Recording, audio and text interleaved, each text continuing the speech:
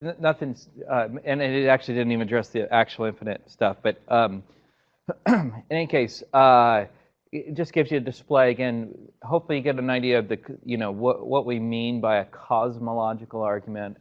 Again, arguing from facts and features of the cosmos itself. I mean, we do that with the design argument too. But it's sort of like as you look at the cosmos and you say, right, in a sort of summary statement of the cosmos, what features do we see? Well, one thing as a sort of summary statement is that it had a beginning, or it looks to have had a beginning.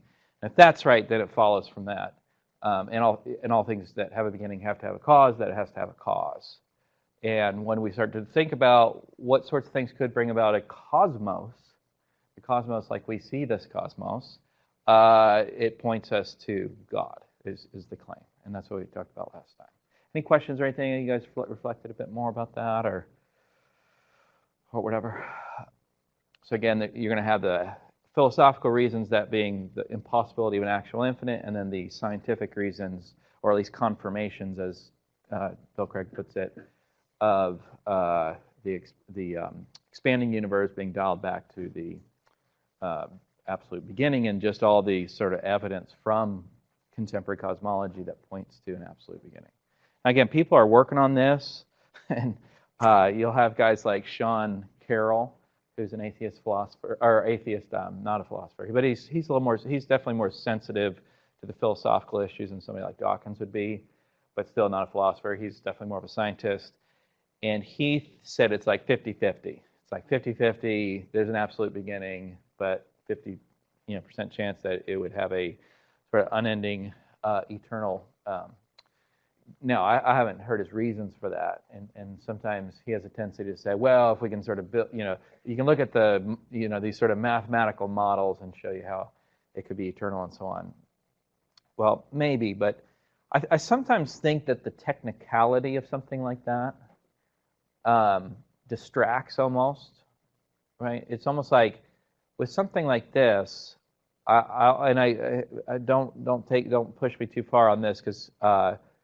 I'm the one that's hopefully been sounding the alarm of having to dig into, sort of intellectual pursuits and things like that. So I'm not saying the dumber we are, the better we can sort of figure this out. No, I'm saying sometimes we get so embroiled in our sort of disciplines and the academic technicalities of things that you can't sort of see what's just common sense before you, right? There's a lot of moral philosophers that couldn't tell you one way or another how to be moral because they're so deeply embroiled in the sort of technicalities of it all. Sometimes I think scientists can be that way too, where when those of us that are untrained in science, let's say, can look at the sort of philosophical implications of the things that we see and be better judges for what it implies, or at least as good of judges, right? So maybe that gets us back to that 50-50 kind of deal. But in any case, the point is just to say that people are working on this still. It's a live issue.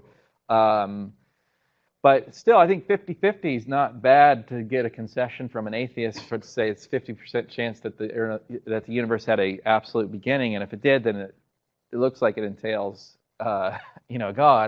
Sean Carroll wouldn't agree with that last bit, but that's the premise. The premise would be established on a 50-50 chance. Now, I think it's greater than 50-50, of course, but that's Sean Carroll, who you don't usually get those sorts of concessions from atheists. So, any questions or anything, Kalam?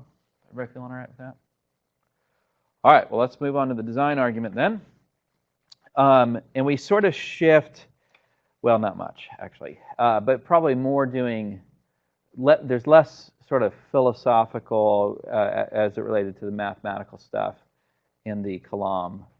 So we're just sort of looking at design and what is sometimes referred to, actually a former professor at Southwestern, Bill Dembski, calls the design inference. Right? What is it? We do this a lot, actually. We will look around in the world, we'll see certain facts being the case, and we'll conclude someone's been here, someone has done this.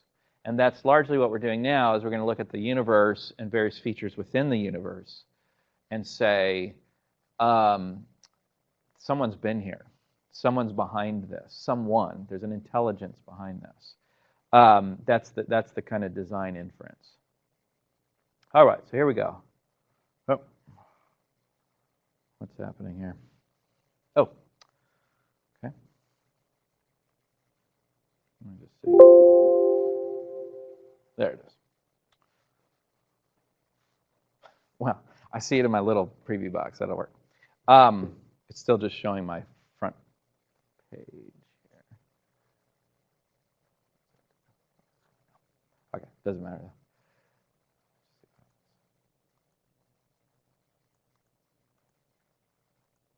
All right, we're back. The design argument. Okay, so here's a fact. Again, this is a fact that's undeniable, and it's a fact that seems to me that every worldview should be able to explain. Atheism should be able to explain this some such way. Theists have a very ready-made explanation of this. And then everything in between should be able to explain this in some way. And here's the fact, is that the natural world is radically complex, far more complex than we ever dreamed or imagined. I mean, I don't even know what that means exactly. I don't know who's dreaming or imagining. But anyway, right, when the ancients sort of looked up at the world, I mean, they thought it must be pretty complex. But it's beyond, right, it's well beyond what we ever thought in terms of its complexity, right? And it's not just complexity as in like chaotic complexity. That's part of the deal here, is that it's complexity in every area that we look, and it's complexity upon complexity upon complexity, and then we see that the complexity is actually necessary, like folds in these really intricate and complex, right, ways, wherein if we didn't have that, we may not even have a universe, right? Some of these things are such that if they weren't there and present just as they are, and they're interdependent in various ways, then we wouldn't even have a universe. Now, where a lot of the design inference material comes from is the fact that there's life in the universe, right? Because again, it used to be thought that, hey, there's life on planet Earth. We just got to look a little further, and we're going to find all kinds of planets that support life.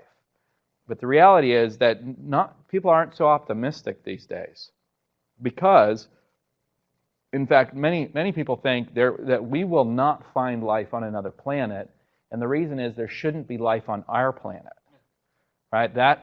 It's improbable for us, like looking at ourselves, saying we shouldn't even be here, much less there being multiple planets around the universe that have life and so on. There are so many things that have to be just right. And I mean, that's not even doing it justice to say just right. I mean, it's like astronomically right, or right to an astronomical degree in order for there to be life on the planet.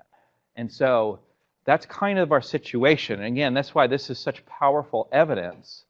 And again, it's a shame that people aren't just more aware of this sort of argument, right? Because we often think that science is against us. If you go into science, you're going to lose your faith. Well, I know a number of people that have gone into science, and it's precisely the scientific evidence that's led them to faith, because they couldn't explain it any other way, right? Now, there's a whole dogma that surrounds science and a sociology that surrounds scientists that lead people to lose their faith too. So that happens. But when you ask them, like, what led you to that?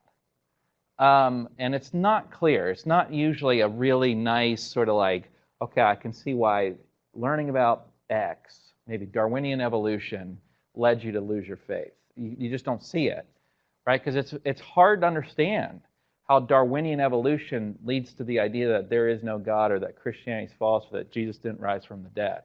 Like, there's not a clear logical deduction there, it seems, nor any kind of non-deductive move either. So this is kind of the world we'll live in here for this period, for this class, is looking at the crazy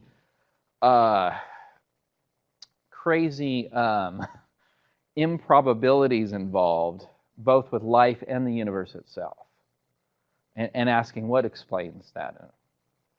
You know where I'm headed, of course, and that is to say, only God. God and only God, really. Okay. So, in a lot of ways, right, these are our options, it seems to me. Is it the work of God, or is it a happy accident? that the universe is how it is, that it's radically complex, and it has this order of cause and effect that's predictable, that allows us to do science, it allows us to look back at the world and figure anything out and do any kind of scientific experiment whatsoever. We're asking, is that the work of God, or is it just at the end of the day a happy accident? Okay, so you occasionally hear this sort of claim made. Okay, this is going to get a little hard here. It's sometimes called the Copernican principle. And the Copernican principle is that humans are nothing special relative to the universe. So if you know Copernicus, and again, I'm just a layperson here talking about these things, but Copernicus brought us from, and others, but you know, he's kind of the figurehead for it, brought us from a geocentric solar system to a heliocentric solar system, right? So the idea being, at one point, the idea was that, look, the sun's going around us. We can watch it go through the sky. The Earth is the center of the solar system, and everything kind of goes around it. And actually, as I understand it, a lot of the models for that, the geocentric models, worked pretty well. But there were some anomalies that were hard to understand. And of course, we now know, you know, we're in a better position to know this. But now the dominant view, and probably we all walk into this classroom believing, having grown up believing, that the sun is the center of our solar system and that we revolve around it. Right? So, but how this is used in various discussions is to say, look, we used to think we were privileged. We used to think we kind of had the center stage, Earth, that is, us, you know, as humans, and that the universe was kind of like created around us to sort of house us in a sense. But Copernicus taught us better than that, and we are now a kind of, you know, if you listen to somebody like Christopher Hitchens, he'll say we're just like a speck of dust in the big scheme of things. We're very, very, very unimportant when it comes to the big universe, right? And so what's the idea? Well, it's supposed to be that, look, when we look at the universe, it's not for us. It's not directed at us. Right? Now, what I'm going to say here, and I am saying there, is that's just a myth. Most of this is just myth, right? That sounds good, it gets repeated enough, and people pass it on. I think there's some things that are about to happen here. Yeah, even that. That's when you get bored trying to figure out PowerPoint stuff. Now, the myth is that the ancients thought we were the center of the universe. Or sorry, the myth is that in thinking that we were the center of the universe, that was to give us a privileged position. The ancients, when they put us at the center of the universe, gave us the worst possible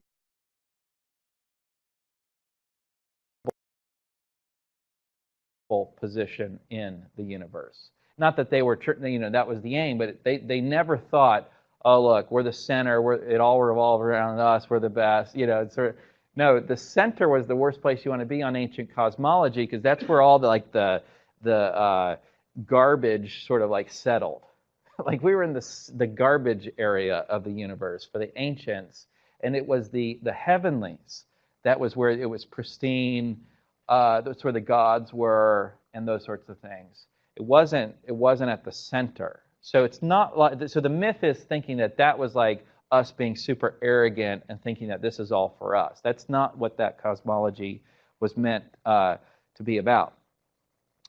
Right? Instead, it was more of a place of humility, that they wouldn't have wanted us to be sort of in the outer reaches of the universe, because that would be arrogant.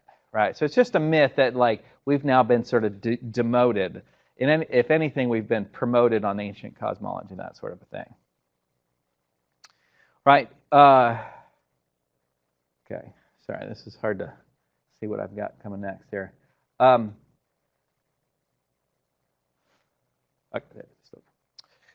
Does that make sense to you? So that's the myth, that as if we're super arrogant, now we've been humbled by this sort of Copernican idea.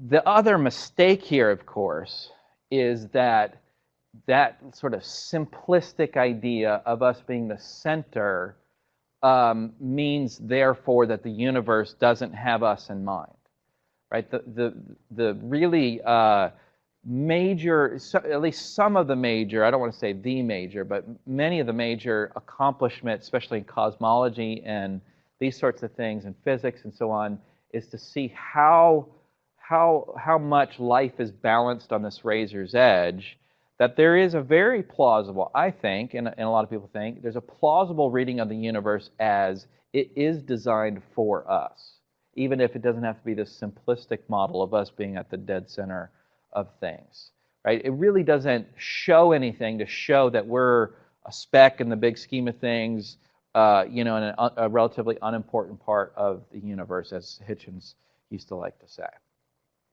Okay, so there's lots that are problematic, but you will hear this. You will hear this mentioned by these top atheists talking about how we've kind of been, again, sort of humbled by the development of science, when it's the exact opposite, honestly. Like, maybe people thought we were the center of the universe and God designed it that way and so on. That's certainly some people's view, but it was, again, a kind of arrogance thing. And really, again, as we look at science, science keeps showing us ways in which we shouldn't be here unless the universe is designed with us in mind.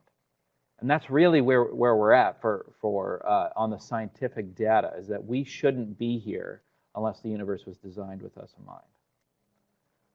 Okay, sometimes the claim is that these sorts of design arguments are just the God of the gaps kind of thing. So you'll hear this as an objection, is people say, you're just doing the God of the gaps thing. What's the God of the gaps? Well, something like this. Take thunder and lightning, for example, where we didn't, in ancient times, let's say, we didn't know what thunder and lightning were all about, what caused it, what's going on there. And people thought there must be someone behind thunder and lightning, Zeus maybe, let's say, right? And Zeus, so you're caught in a bad thunder and lightning storm, right? Maybe Zeus is upset with you. So you want to watch out, take cover, kind of thing. That's the ancient way of thinking of that. We had this gap in our knowledge, and so what do?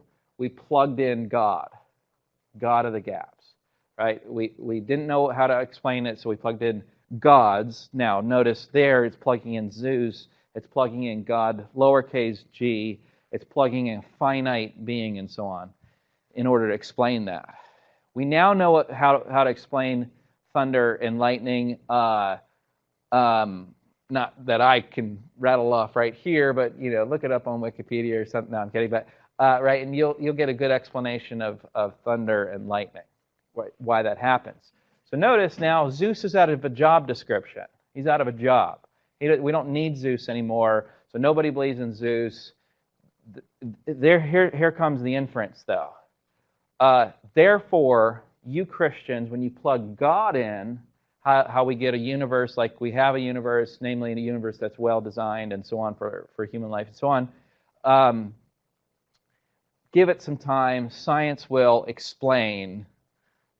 We'll sort of close that gap, and God will be out of a full job description, right? Now, let me ask you actually, what do you think about that as a sort of objection to plugging God in as a thesis to explain things? One sort of question is, do we just do it when we have a gap in our knowledge? The second kind of question is that a bad thing to do? Is it a bad thing to plug God into that sort of need for us to know or lack of understanding there? What do you think? Yeah. Okay, why not a bad thing?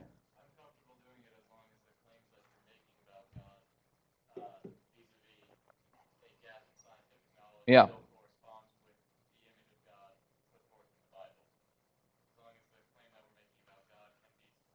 Okay. Yeah. Yeah. Yeah, so something like with that prior view, our prior Christian view, and when science falls short of being able to explain something, but the thesis of the Christian God, especially the biblical God, perfectly well explains it, then, okay? Other thoughts? Yeah.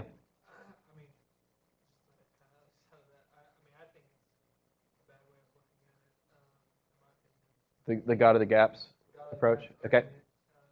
Tell me more. Makes it more of like we need God where we need Him, and not necessarily God as the cause. Yeah. Good. Yeah.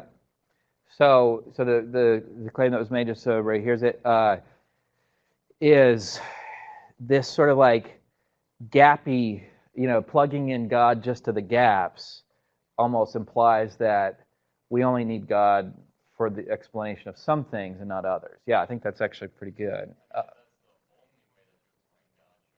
Yeah.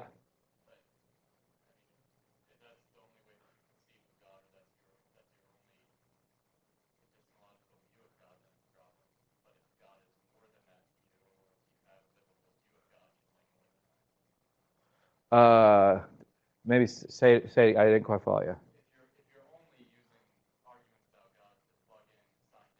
Yeah. Oh, I see.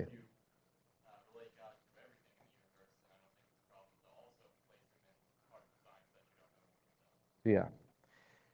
I think what you're saying. Tell me if you mean something, or do you want to? I don't think you guys are necessarily disagreeing. No, I'm just. I don't. No, I mean, for me, unless I just have a misunderstanding of what the God of the gaps argument Yeah. is, for the God of the gaps argument, for me, what I understand is just that you're using God to fill the holes that we don't understand. Yeah. Rather than saying, oh, God's the cause of this, God's the cause of lightning, thunder, just because we don't have a good grasp of what actually causes it, rather than saying, no, God's the cause of all things, and that He is the cause of thunder and lightning. Mm-hmm. Yeah, that even our scientific understanding of lightning and thunder really doesn't rule God, capital G, out of a job description, right? Though it could rule out Zeus. Why? Well, because Zeus, remember, is not God, very God. And I think that's really important to keep in mind is that, I mean, this actually comes up for me, and I think we talked about it a little bit throughout our time together, but God versus gods, God capital G versus God lower g, is really an important distinction to make. Because typically the gods, lowercase g, would be beings that are in the universe that have, they may be very powerful, but they're never all powerful. Right? And they're just like us, and they're actually much closer to humans than they are to God. Like if that's a spectrum, humans on one side and God, very God, on the other side, gods like Zeus would be closer to us, even though Zeus would have been, thought of as very, very powerful. So by understanding why and how lightning occurs, that might rule out Zeus being on wherever in the skies or in Mount Olympus or in the heavenlies or wherever, hurling lightning bolts at you, right? We could probably do an investigation. That's always the big question that I have when I read Homer and things like that is, why didn't anybody just say, let's just go find Zeus? Let's just figure out whether or not Zeus exists or not. We'll just go to Mount Olympus and sort of look around and see if we have half-naked gods up here, sitting around messing with humans. They never do that, right? But it seems like you could do an empirical sort of study to figure out whether or not Zeus exists. But notice that doesn't explain away God, capital G, even for something like thunder and lightning.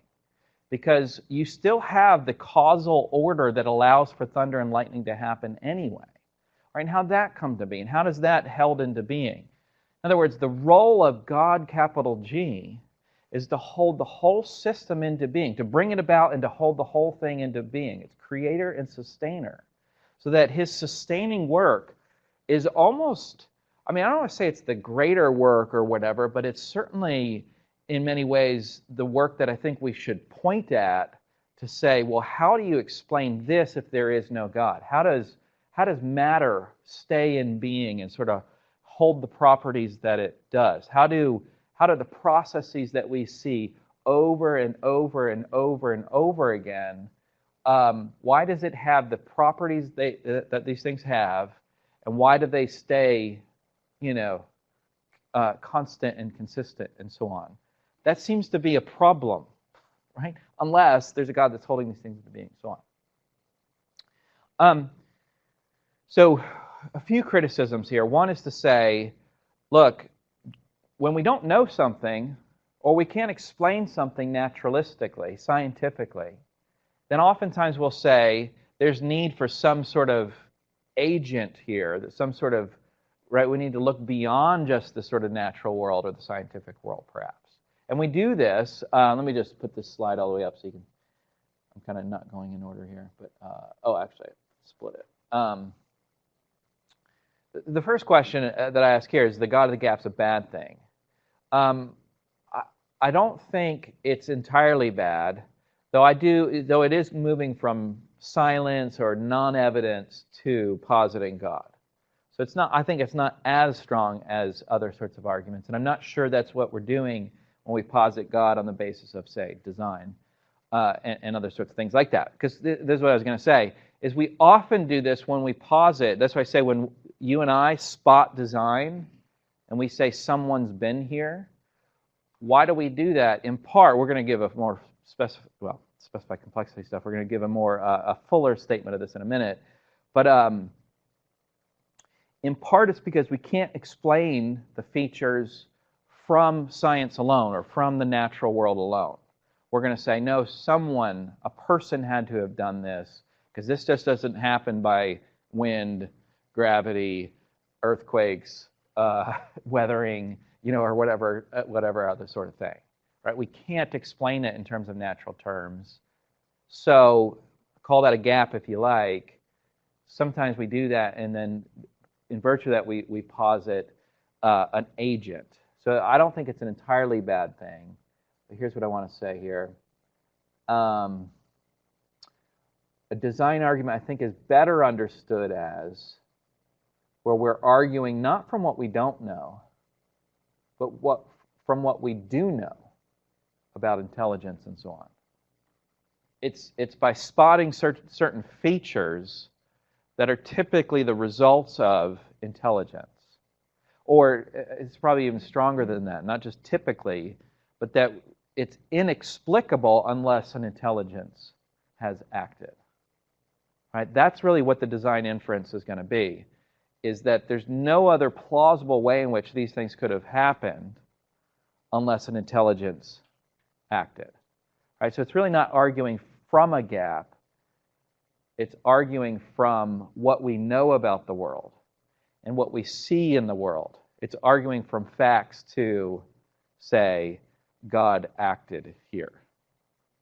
Right? Now, it's going to be similar, actually, when we get to, it's a couple weeks yet, I think, but when we get to talking about the argument from miracles, it's always a big question. What do you call a miracle? And how sort of liberal, I don't mean liberal in the bad sense, but how liberal should we be in calling something a miracle? Right? It's getting that, maybe you got a front and center parking spot this weekend on Easter Sunday, right? And you say, it's a miracle, and you're running late or something. But it's not really a miracle, probably. I mean, it depends on your church. No, I'm kidding. But right, it's probably not a miracle. We need to sort of see some things, I think, to really confidently. Maybe it's a miracle. Maybe God did that special, intervened in the natural order for you. But to really say with confidence that this is a miracle, I think we need to see specific things. I think we need to see intentionality behind these things, like God doing something for a purpose, and it can't be explicable in terms of other natural things. So we'll have a very similar thing to say about miracles here in a couple of weeks. But that's the kind of idea that I think we ought to adopt, is to say, when we look at certain anomalous facts, things that are a kind of anomaly, right? We don't know how to explain it. Can it be explained naturalistically? Can it be explained just by natural forces in the world and so on? If not, then it at least implies, it seems, there's an intelligence. And this is exactly what we do in forensic science, as I understand it. Right? The kind of CSI business. Right? And I've gotten to know J. Warner Wallace a bit over the last few years, and we were just at a conference together, and he will talk about this stuff all day long. How when he goes into when somebody has been killed, right? He will go in and he will see if he can explain it naturalistically as an investigator, right? So he was I don't know if I said that, but J. Warner Wallace was a former investigator. He did cold cases, but before that he used to work murder cases and things, homicide. And he would go in to, first of all, determine if a homicide has occurred, or is this a heart attack or something. If it's a heart attack, signs off on it, he gets to go home. And so they always want it to be a heart attack or whatever. They want it to be natural.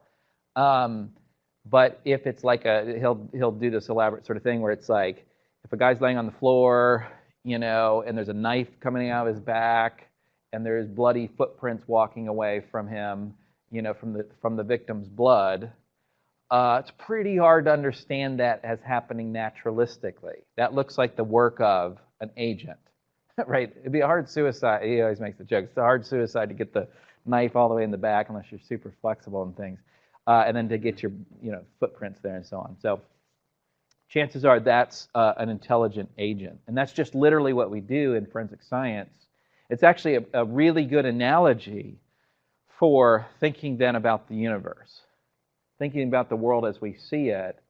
Do we see features that suggest someone's been there, that there's an intelligent agent behind it, or can it be explained naturalistically? If it can be explained naturalistically, it's like, come on, let's hear it. Let's hear and then we can all conclude, okay, it's just naturalistically. But if what we see are these that are just not explicable in terms of natural things, then we should at least be open to, it seems to me, the supernatural. Any questions or anything? Everybody feeling all right with that? Okay.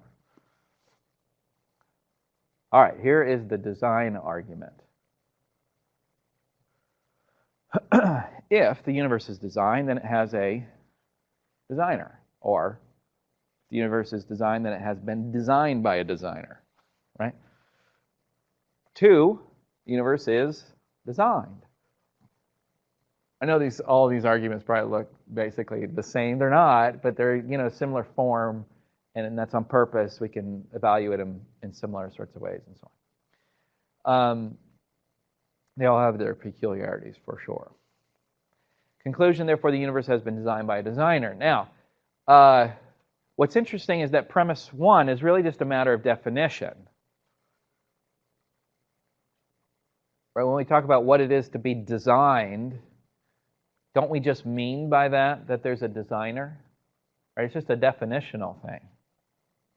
It would be very odd use, a very strained use, and I would suggest a incorrect use to say the tree out there has been designed, and you say, okay, then who's the designer? And you say, nope, no designer, right?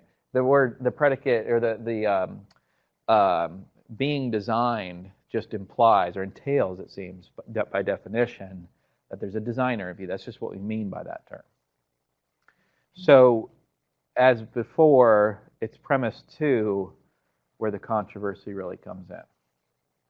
Right? But again, that's where people are going to disagree, of course. What's again nice about that focuses in like a laser. Say, okay, here's what we need to argue for, and here's what the atheist or the unbeliever needs to respond to, is that the universe is designed. If we've got good reason to believe that the universe is designed, then it just goes through as a matter of logic that there's a designer to the universe. See what I mean? So again, that's one reason why we use these sorts of arguments. Okay, so William Paley is, of course, somebody that's famous for making these sorts of arguments along the way. And what Paley notices, sometimes, it's called Paley's watch as a kind of example, is if you're walking along in the forest or whatever and you see a watch on the ground, a wristwatch, you don't look around for the wristwatch tree, right? Or and you don't say, isn't that interesting how the wind must have blown and the various weathering and the the ore from the ground got sort of shaped into a wristwatch. No, it's impossible. It seems for practical purposes impossible that a wristwatch would occur naturalistically. See what I mean? There's too many pieces to it that are intricately designed. Again, it's radically complex in various ways, and there's but there's more. There's more. And that's what we're going to talk about here in a minute. But the first thing I want you to make sure you're clear on is that it couldn't be. It's not. Now, I've used the word logically impossible. This isn't logically impossible that from naturalistic forces a wristwatch would occur, but it's so radically implausible, right? That's why I could say for practical purposes, there's just no way, right? The forces of nature could produce a wristwatch. Okay. Now, I say here this has much to do with our being able to spot design, because there's more to it with the wristwatch than just it's super complex. Because the reality is the tree outside is super complex. The reality is all of life is super complex in various ways. A rock, you might not think that it's very complex. When you get down to the micro level, it's pretty complex. There's a lot going on. There's a lot more truly than meets the eye, right? Meets the microscope or something, and then we can see this sort of radical complexity everywhere we look, especially with biological systems and so on.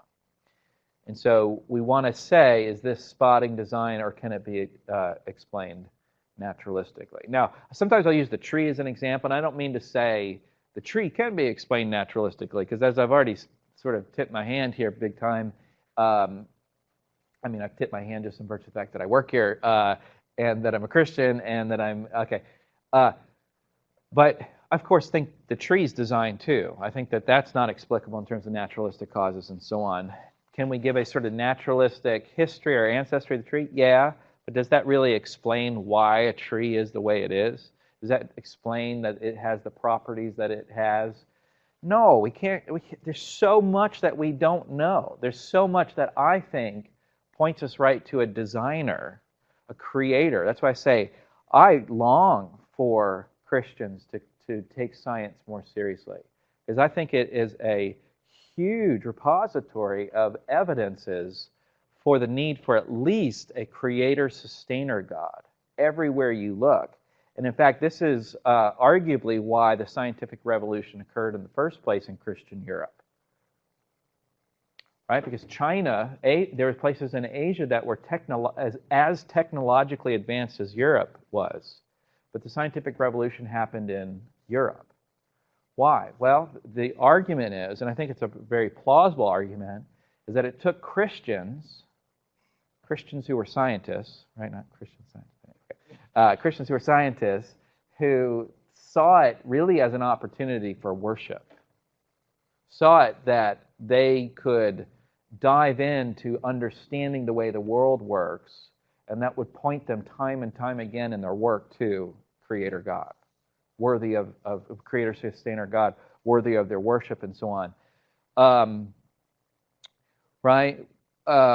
Whereas atheists of that day tended to be hedonists, right? To sort of eat, drink, and be merry, for tomorrow we die and no longer exist. Christians were seeing the need to dive into the world of science and so on, and that really, in many ways, produced scientific revolution, at least arguably. Okay, what was the last thing I said? Yeah, our ability to spot information.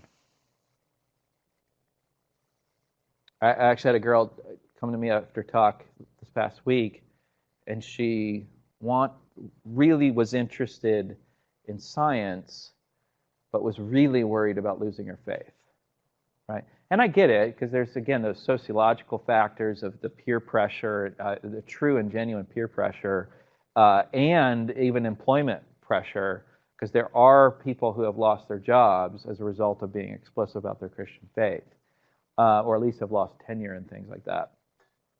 So that's a very real thing. But man, I don't know what to do about that other than to encourage Christians, like, to get into it. I don't think we run from that challenge. Now, of course, told her she should come to Scarborough College first, get all, sort of secure in her faith and her ability to defend these things and so on, and then pursue science. But in any case, I don't know. Here? No. Kickback. Oh, I wish I thought it meant like blowback or something. I wish. It should be. They want us to recruit. Anyway, no. That's on the tape. So okay. Detecting design then. Here again. Let me give you just maybe a bit more intuitive way to think of this. When you go home to your house, right? You'll be able to spot whether or not tornado force winds blew into your house or your children were there, right? Or when I go home, it might be a little bit similar, like what that looks like, because my kids tend to wreck everything. Okay, that's probably your kids if you have kids, but right, they have a tendency to like be messy, right? Is all I'm saying, and so do tornadoes. But it doesn't take me about a second to know when my kids have been there versus when a tornado has blown through, right? It's not hard to detect agency, to detect design, to detect intelligence as much as chaotic as the room might be, or the living room or something. We are good at this. It's effortless for us most of the time. Now, not always, because again, we do have deaths where it's really detectives aren't sure whether or not this is homicide or death by natural causes, right? We're not always sure, because it can there could be some mystery surrounded that, or there could be some intelligence hiding the fact that they killed somebody or whatever, right? And occasionally kids will do this sort of thing too. They'll try to cover their tracks. They're not usually very good at it, but anyway, we do it effortlessly. We realize, oh, somebody's been here, right? It's sometimes people use this sort of example.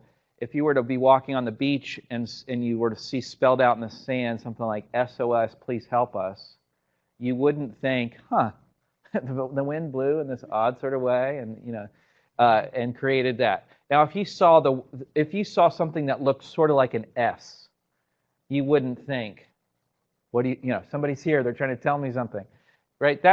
Maybe that's explicable in terms of natural causes and so on.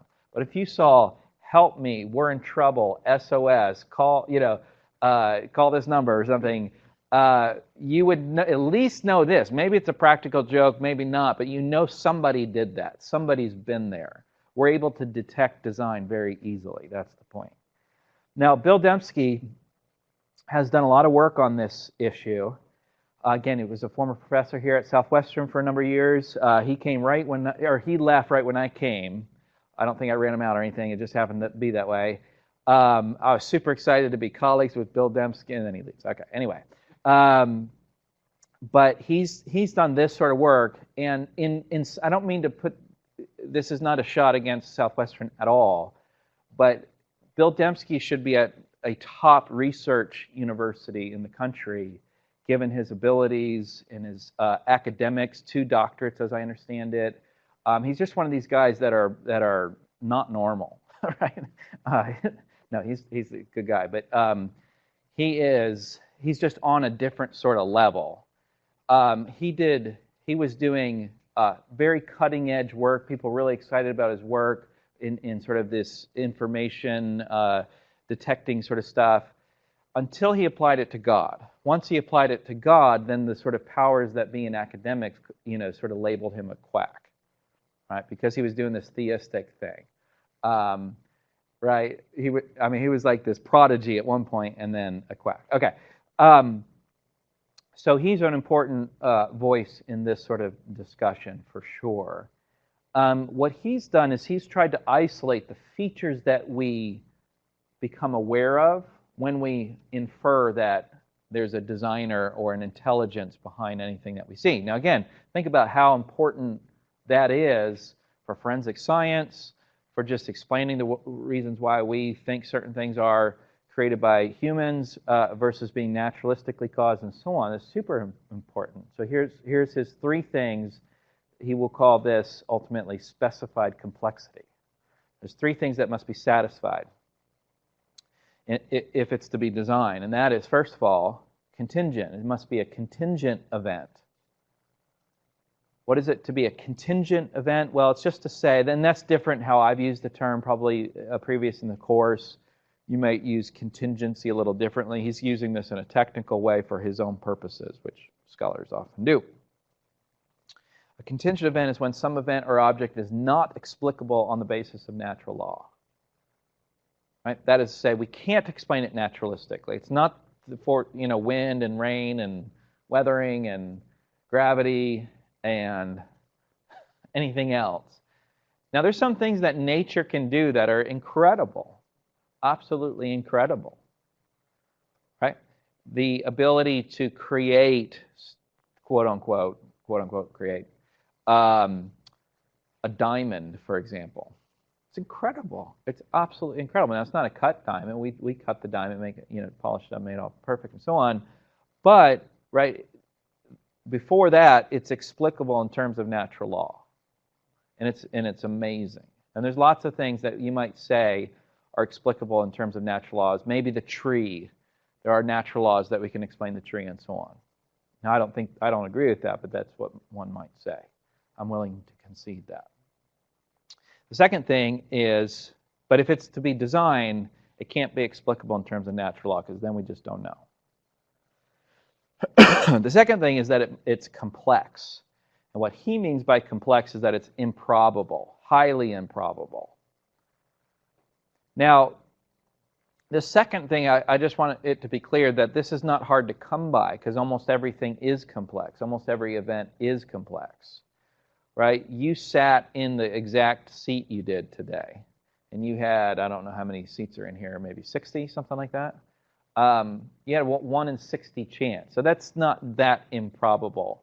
But when you consider all the things that had to be true to get you here today, I mean, it's from your whole life story down to its minutia, there are incredible things that had to feature and figure into it in order for you to sit right where you're sitting here today. So that's a fairly highly improbable event. It's sort of like this, that any flip of a coin 1,000 times, whatever sequence you have, heads, tails, heads, heads, heads, tails, tails, heads, right, and so on, any sequence at all is highly improbable. In fact, if you did it 1,000 times, it's 1 in a trillion to the 25th power. Right, that you would get just that sequence that you did. Hugely, hugely improbable. Not right when none of us play poker or anything in the classroom, right? We're all good Baptists and such. But any hand in poker, this is kind of like you don't realize this, but any hand in poker is equally improbable. So we think of a royal flush as improbable. Well, it's just as improbable as a hand that has no, as I'm told, power to win. Anyway, kidding, but right? Does that make sense to you? Like there's a finite number of cards that you have when you're dealt 5 cards or whatever it is. You have an equal probability of getting any ordering there, and they're all equally improbable. It's just that the royal flush or whatever as the most powerful hand or whatever is one that wins, and so you want to have that, but it's just as improbable as any hand that's no good. So complexity is fairly easy to come by.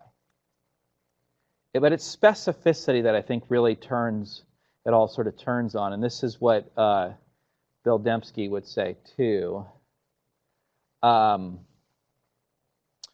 And specificity, sorry, I can't quite see this. Sorry. Did I mess it up? I didn't.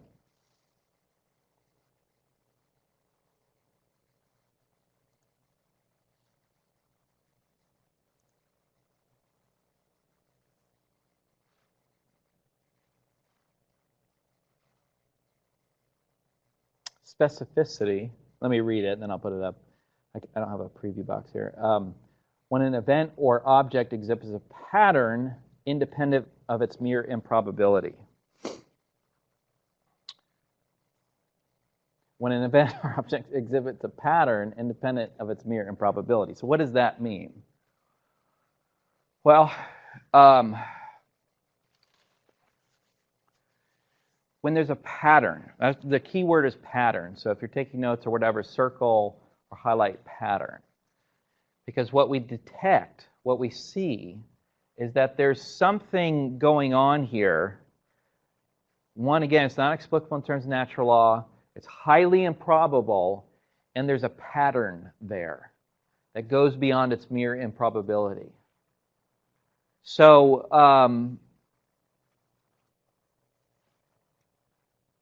let me give some examples and take some questions if you have any.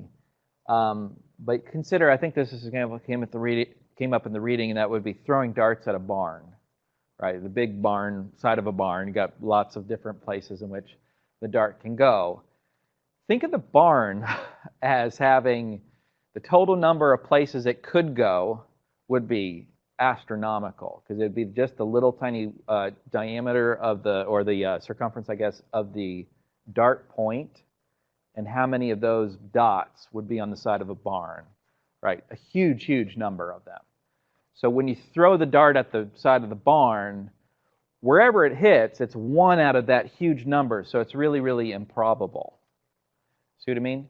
Now, if you were to throw the dart and then run up and paint a bullseye and say, hey, there you go, I just hit it, right? No, that wouldn't work, because you've thrown the dart and then you put the bullseye there. And then you put the, notice, pattern there. But if somebody's able, the difference would be if somebody's able to throw a dart and hit right near the bullseye time and time and time again, there's a pattern to that goes beyond its mere improbability. Right? They're clearly able to do it. Because even if somebody just, chucked a dart one time and happened to hit the bullseye perfectly, we don't probably yet have a pattern to know that they can, notice, intentionally do that. They can do that because of ability. That might just be luck. That just might be improbability. There might be a kind of thing where, given all the people that throw darts or whatever, there's going to be one person that the first time they just give it a chuck and it hits right in the bullseye. See what I mean? That might just be a matter of improbability, a kind of luck thing. Now, but if they're able to do it 10 times in a row, there's a pattern there that's beyond its mere improbability. Clearly that person has ability. That's specified complexity. Right? The complexity has a specification, has a pattern, has intentionality behind it.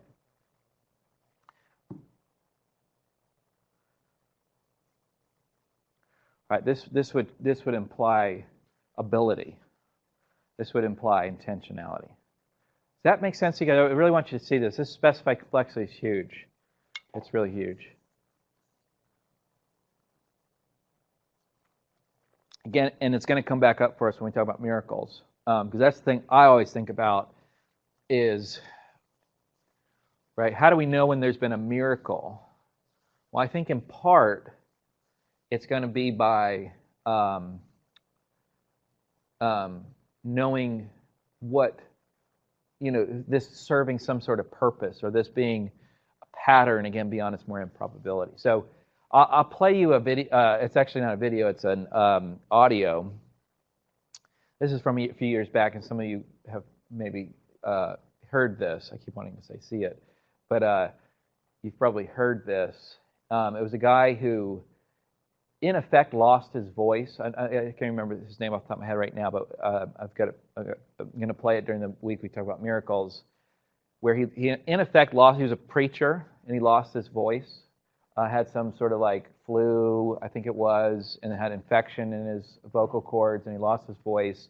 And it was like a major strain to get a whisper out.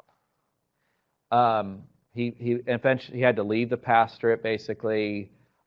He went and, he kept his faith and everything, but he had to get a different job and so on. Eventually, he was asked to teach a Sunday school class. It was, I want to say, one of the big churches in Houston. I can't remember, but we'll see it when we do it. But and the audio is him teaching a Sunday school class, and he's teaching about miracles.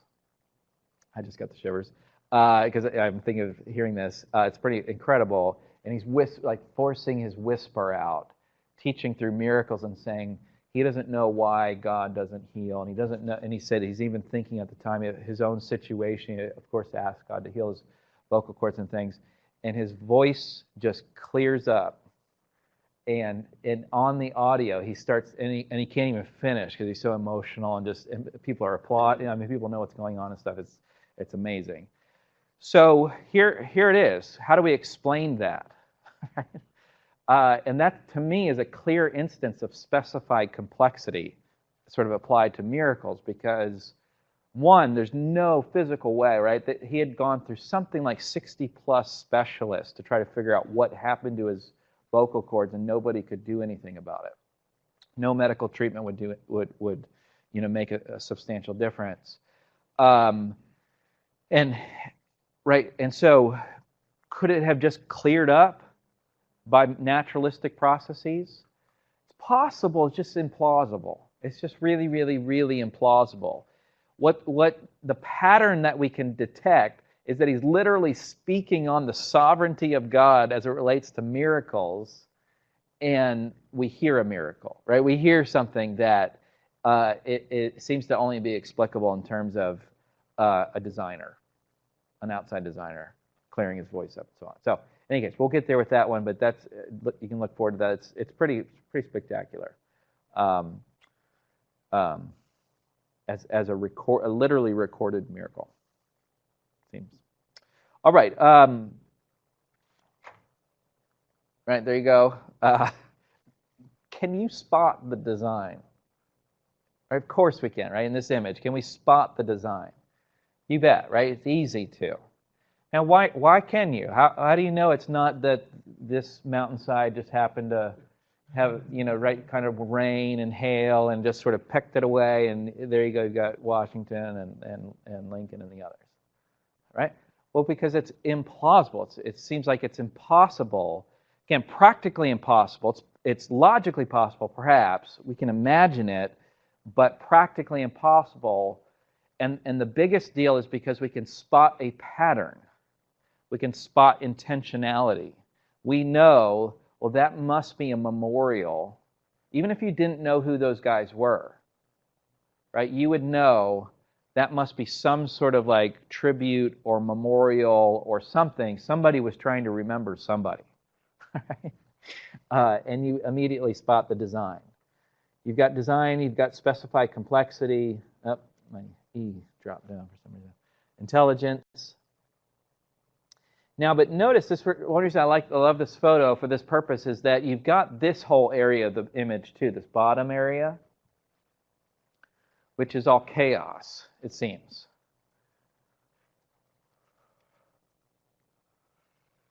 It's random, it's disordered. Now, how do you know? Right? Somebody didn't take each of these rocks and place them exactly where they wanted to and said, voila, my work of art or something. Right? You might like the faces, but I'm really, no. Right? How do we know? Why do we think that didn't happen? Well, it's because you can't spot a pattern to it. Right? In some works of modern art, contemporary sort of abstract art, a lot of people say, I don't know that that's art because I can't spot anything. I can't spot a pattern. I can't see any meaning here. All I'm seeing are squiggles and whatever else. Now, again, we think there's an artist involved, but maybe not. Maybe it's a, monkey or a machine or a child or I don't know. And I say that having a brother who does abstract art. But anyway, and I've got one of his pieces in my office. But right, maybe that's all an intentional thing, but we can't spot the pattern, so you don't infer that there's a designer for that. In fact, what that looks like to us is that as they chipped I don't know how they did the faces or whatever, but as the rocks fell, they just let them fall wherever they did. Right?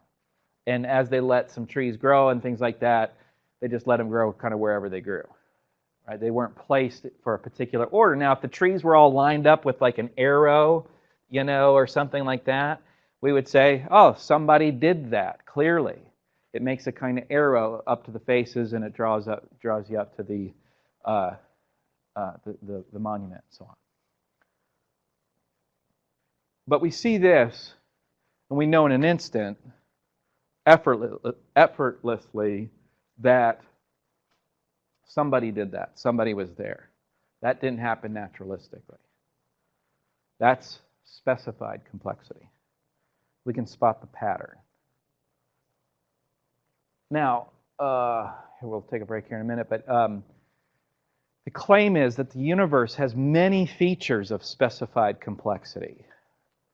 We read the Metaxas piece, remember? He talked through, I won't rehearse all these there, but there's many features to the world that seem to have a pattern to them.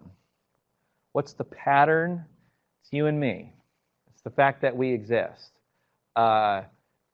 It surely didn't have to be the case. It is the case, and as we look at the world, what we see is that it shouldn't be the case. Right? The world shouldn't be hospitable to human life.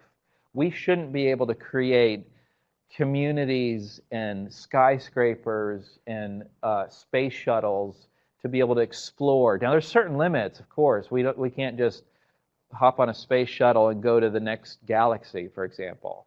That we'll probably never be able to do, of course.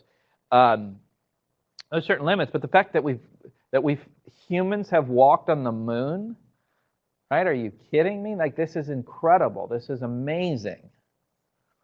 Right? The fact that we can build a skyscraper that's however many hundreds, or I don't know how tall a skyscraper is, but it's hundreds of floors, right? What did we say that? Right?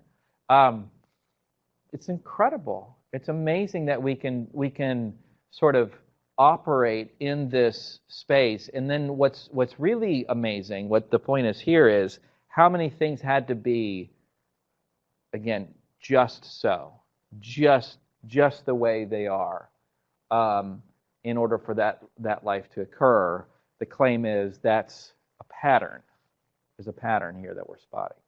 The reason why this isn't even that implausible of a thesis, given the fact that most people in the history of the world, the wide majority of people have looked at the world and thought, there must be a God.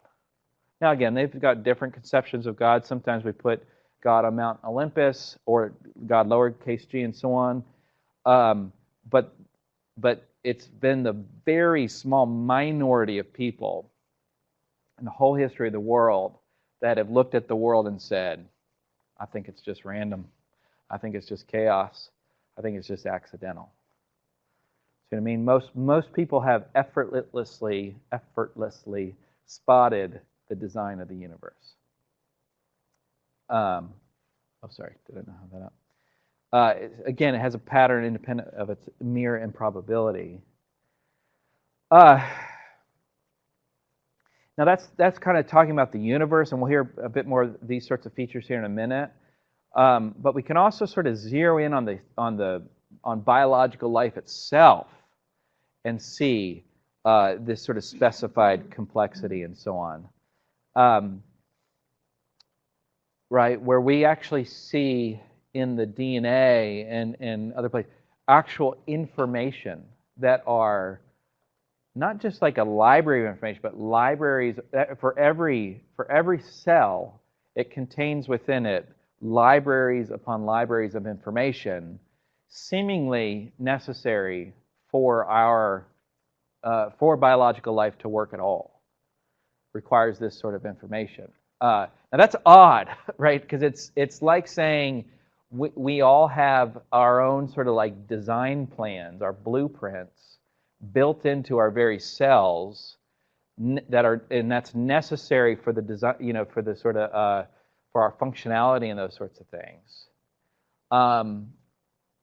Very, very difficult to explain naturalistically. In fact, I would say it's inexplicable in terms of naturalistically.